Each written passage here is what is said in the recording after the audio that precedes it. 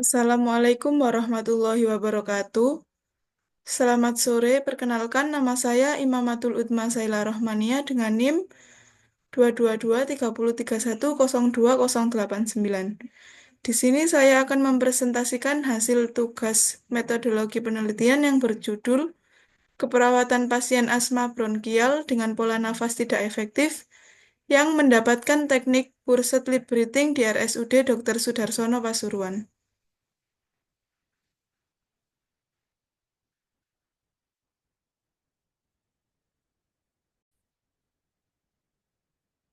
Outline Bab 1 pendahuluan yang berisi latar belakang, rumusan masalah, tujuan penelitian, dan manfaat penelitian.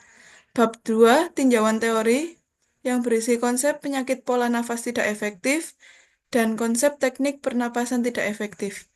Bab 3 metodologi penelitian yang berisi lokasi dan waktu penelitian, partisipan penelitian, desain penelitian, prosedur penelitian, alat atau instrumen penelitian, pengumpulan data penelitian, dan metode analisis.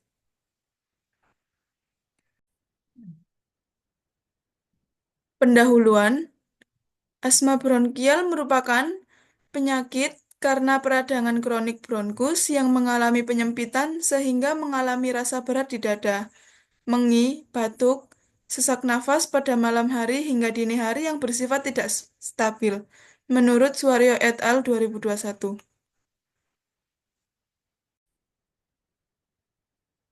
Kronologi, pola nafas tidak efektif pada asma bronkial, mekanisme yang terjadi disebabkan hipersensivia terhadap raga- rangsangan tertentu yang mengakibatkan peradangan bronkus sehingga mengalami penyempitan yang menimbulkan mengi, dada terasa sakit, batuk, serta sesak nafas di malam hingga pagi hari.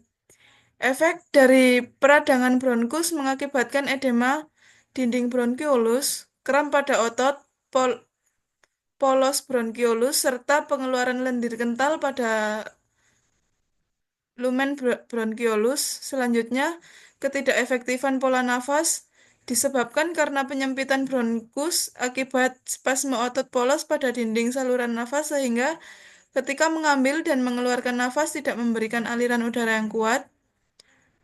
Selanjutnya terjadi pola nafas tidak efektif.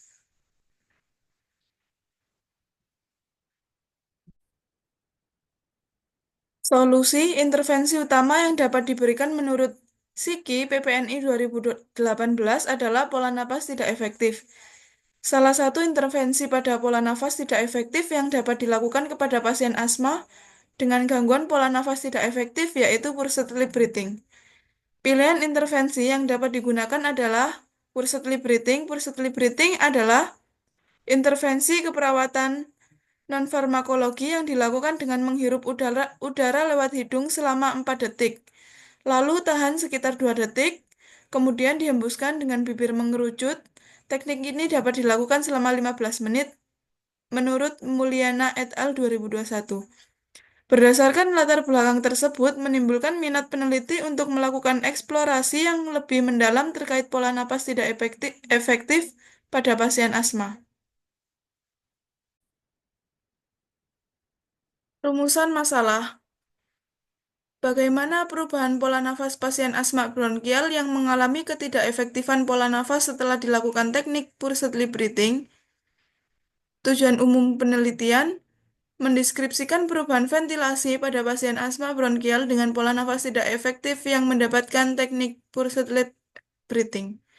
Manfaat penelitian ada dua. Yang pertama, manfaat teoritis, memaksimalkan informasi dalam peningkatan konsep teori penata laksanaan pola nafas tidak efektif yang mendapatkan teknik forced lip breathing pada pasien asma bronkial. Yang kedua, manfaat praktis. Pasien mendapatkan pelayanan yang bermutu terkait dengan penerapan intervensi dalam penata laksanaan asma bronkial secara non-farmakologis serta menjadikan tambahan data bagi layanan kesehatan untuk mengambil kebijakan dalam penata laksanaan non-farmakologis asma bronkial.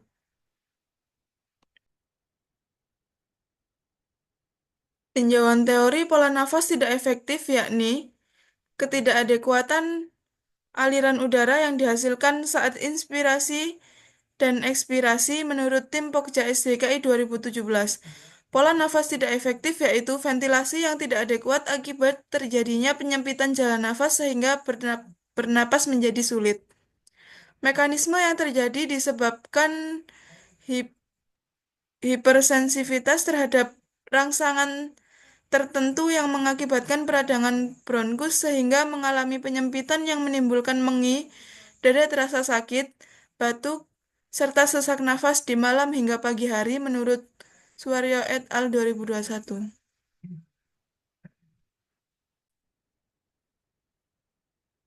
Konsep pola nafas tidak efektif, yakni ketidakadekuatan aliran udara yang dihasilkan saat inspirasi dan ekspirasi menurut tim Pokja SDKI 2017. Gejala dan tanda. Berikut gejala tanda mayor, subjektif, tidak tersedia objektif, otot bantu pernapasan fase inspirasi lebih pendek dari fase ekspirasi, terdengar suara abnormal pada napas. Gejala tanda minor, subjektif, tidak tersedia, objektif, bernapas melalui bibir, adanya pernapasan cuping hidung, peningkatan diameter anterior dan posterior dada, menurunnya ventilasi per menit, penurunan kapasitas vital, penurunan tekanan ekspirasi dan inspirasi, serta perubahan ekskrusi dada.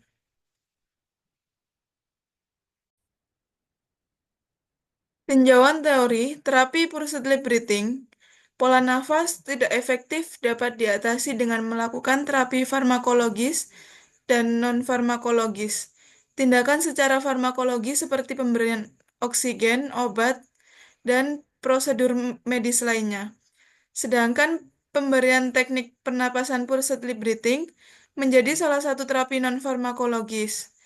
Terapi relaksasi napas dalam dengan teknik pulsed lip breathing bertujuan membantu peningkatan ventilasi secara optimal untuk mempermudah pengeluaran udara di paru, menurut Sadat et al. 2022. Terapi pulsed lip breathing. Adapun ada indikasi dan kontraindikasi. Yang pertama, indikasi pasien asma yang mengalami gangguan pola nafas tidak efektif. Kontraindikasi, hipertermi, risiko infeksi, defisit volume, dan distensi abdomen. Pelaksanaan terapi, duduk dan rilekskan otot leher dan bahu, hirup napas secara perlahan melalui hidung selama 2 detik dengan mulut tertutup, letakkan tangan di perut dan rasakan perut membesar saat menghirup nafas, keluarkan nafas secara perlahan melalui bibir yang dirapatkan atau dimonyongkan.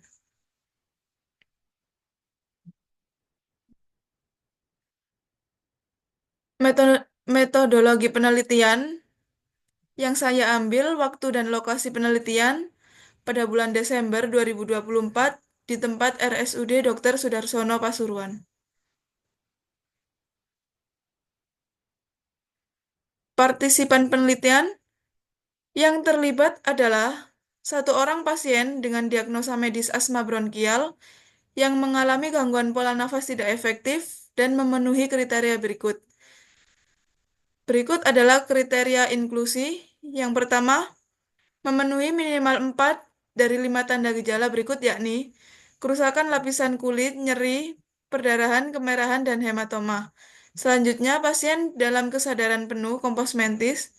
Pasien mampu berkomunikasi menggunakan bahasa Indonesia secara verbal. Selanjutnya, bersedia menjadi partisipan dan menandatangani informed consent. Yang kedua, kriteria eksklusi. Yang pertama, pasien yang menderita asma disertai komplikasi. Berikutnya, pasien menderita asma yang mengalami penurunan kesadaran dan tidak kooperatif.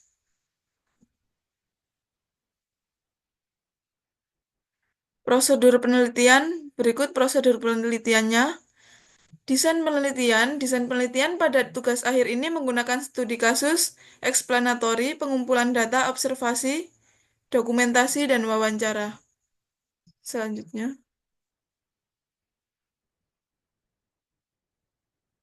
Alat atau instrumen penelitian.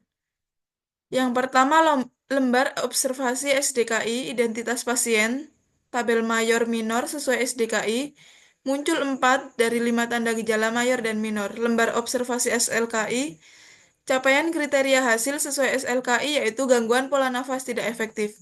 Metode analisis dilakukan dalam beberapa cara diantaranya menurut Supriyatno et al. 2023, mendeskripsikan kondisi pasien secara faktual sesuai fokus tadi. Selanjutnya, mendeskripsikan implementasi yang dilakukan terhadap subjek studi kasus. Selanjutnya, mendeskripsikan masalah-masalah atau respon pasien yang muncul dari subjek studi kasus selama pengelolaan kasus. Selanjutnya, mendeskripsikan hasil dari implementasi yang dilakukan terhadap subjek studi kasus.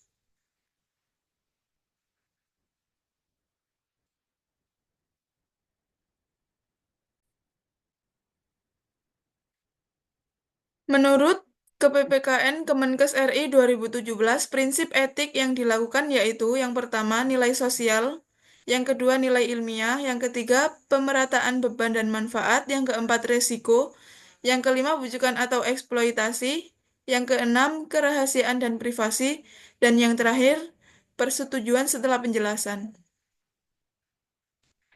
Terima kasih. Wassalamualaikum warahmatullahi wabarakatuh.